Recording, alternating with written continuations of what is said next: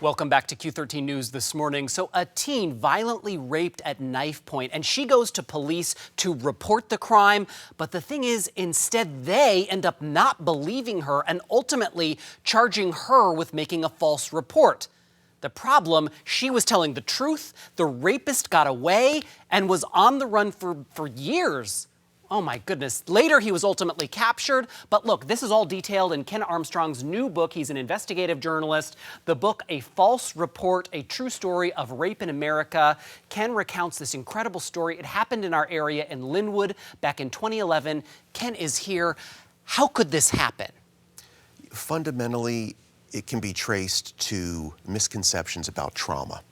The people in Marie's life didn't understand how trauma might look or appear, and the police who investigated had those same misconceptions. Everybody expected her to be hysterical and crying, and when she had a flat affect, when she seemed emotionally detached, that threw people, and that made them suspect her story. That made them think that she was lying. And even people, you know, the women who were caring for her, her moms basically didn't believe her.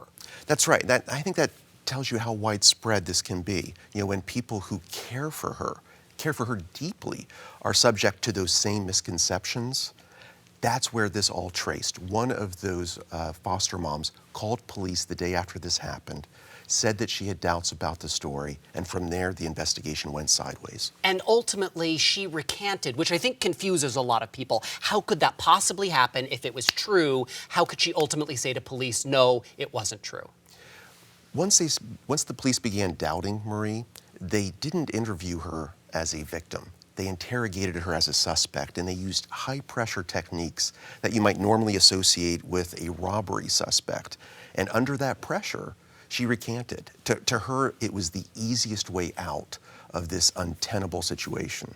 That's just shocking, and then ultimately even facing criminal prosecution herself. That's right. She was charged with a gross misdemeanor, which carries up to a year in jail. And she ultimately took a plea deal. And she had to pay money, she had to go on probation, and she had to get counseling, not for being raped, but for lying about being raped. But she was telling the truth, and this guy did go on to rape other people. Absolutely. And the only way that we know that she was telling the truth is because of brilliant police work that was done in Colorado.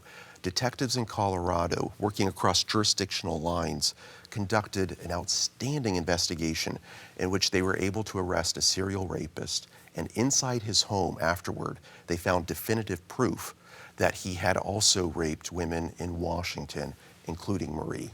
And what shocks me the most as we talk about this is that it's not rare. Like, you would think this could only happen once, but that's not true.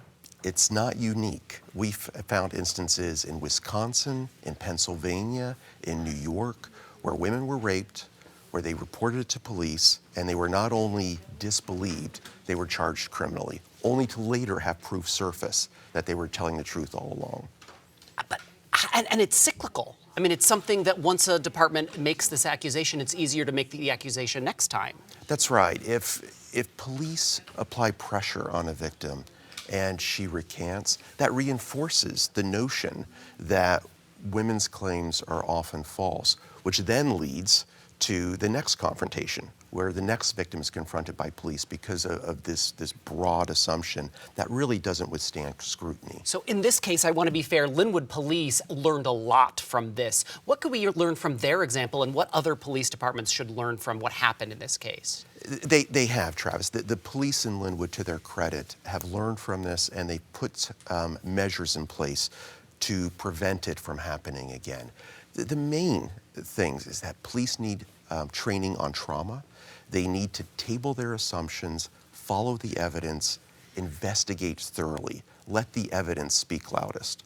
It is really remarkable to hear this. I'm also wondering if you could tell us about Marie. Now that all of this has come out, she cooperated with you, which is brave enough, to be very honest. But where is she in her life, and what happened to her? She is remarkable. She is strong and resilient. She decided that she didn't want to live in fear. She didn't want to shy away from challenges. So these days, she is a long-haul truck driver. Wow. Yeah, she spends her days driving an 18-wheeler from one end of the country to the other. That is an incredible job, especially knowing her history. Well, thank you, Ken. This is such a fascinating story. Your book is well worth everyone's time. It's on sale right now. Thank you very much. If you have it's actually called A False Report, A True Story of Rape in America. It's on Amazon, bookstores, shelves right now. There's the picture of the cover. We really appreciate your time this morning. This is such an important conversation. Thank you, Travis.